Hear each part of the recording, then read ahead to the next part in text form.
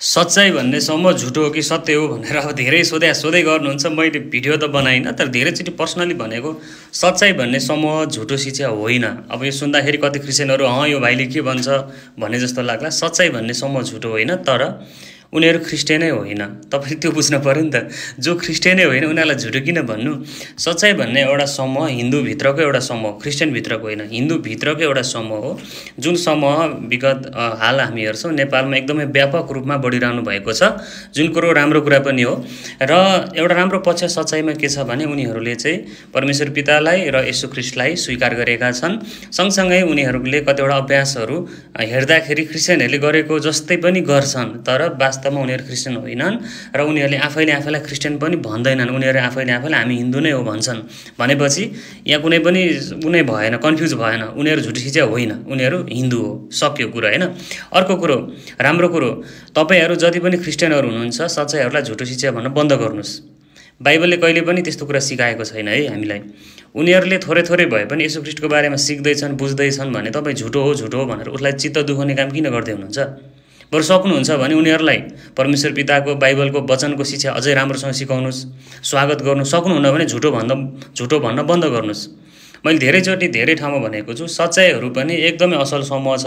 सच्चाइहरू भनेको हिन्दूकै एउटा समूह हो। सच्चाइहरूले येशू ख्रीष्टलाई पनि विश्वास गरेको छ। सच्चाइहरूले येशूको पिता यहोवा परमेश्वर पितालाई पनि विश्वास गरेको छ। सँगसँगै उनीहरूले आफ्नो हिन्दूको कल्चरहरू पनि प्रयोग गरिरहेछ। उनीहरू एउटा हिन्दूको एउटा कल्ट हो भनेर भनिएको छ र उनीहरू आफैले नै त्यो स्वीकार गरेको छ भने हामी चाहिँ किन तिनीहरूलाई झुटो भनेर खोज्ने काम गरिरहेछौँ? मेरो कति साथीहरू हुनुहुन्छ सच्चाइको होइन, उनीहरू यति राम्रो व्यवहार गर्छन् कि मसँग। क्रिस्चियनले बरु उनीहरूसँग त्यस्तो व्यवहार गर्दैनन् कि, बरु सच्चाइहरूले क्रिस्चियनहरूसँग राम्रो व्यवहार गर्छन्, राम्रोसँग बोल्छन्। फेरि सच्चाइहरूले त्यति क्रिस्चियनहरूलाई त्यति गाली गर्दैन, त्यति झुटो भन्दैन, केही भन्दैन। क्रिस्चियनहरूलाई आगो बल्याएको छ, पीडा भएको छ। अब मैले धेरैचोटि भनेको छु, सकिन्छ भने सुसमाचार सुनाउने, किनभने सच्चाइको टिमहरूले पनि थोरै भए पनि शिक्षाहरू लिइराख्नु भएको छ, सिकिरहनु भएको छ। सकिन्छ भने त्यसमा अझै थप्ने काम गरौँ, सिकाउने काम गरौँ। सकिन्न भने झुटो भन्न बन्द गरौँ। सच्चाइ झुटो शिक्षा होइन, सच्चाइ हिन्दूहरू नै हो। मैले पहिलादेखि नै भनेको छु, उनीहरू क्रिस्चियनको अर्को सम्प्रदाय होइन, उनीहरू क्रिस्चियनै होइनन्। किनकि उनीहरूले बाइबललाई आधिकारिक मान्दैनन् र येशू ख्रीष्टको शिक्षामा उनीहरू चल्दैनन्। उनीहरूले चाहिँ आफैलाई हिन्दू भन्छन्, हामी क्रिस्चियन होइन भन्छन् र हिन्दूकै कल्चर मान्छन् र उनीहरू ठिक ठाउँमा छन् त। र मैले धेरै सच्चाइको दाजुभाइ दिदीबहिनीहरूसँग होइन, सच्चाइको लिडरहरूसँग पनि मैले भेट्ने मौका पाएको छु। नाम त भन्दिनँ, ठुलो टिमलाई नै भेटेको छु। उहाँहरू एकदमै पोजिटिभ हुनुहुन्छ होइन।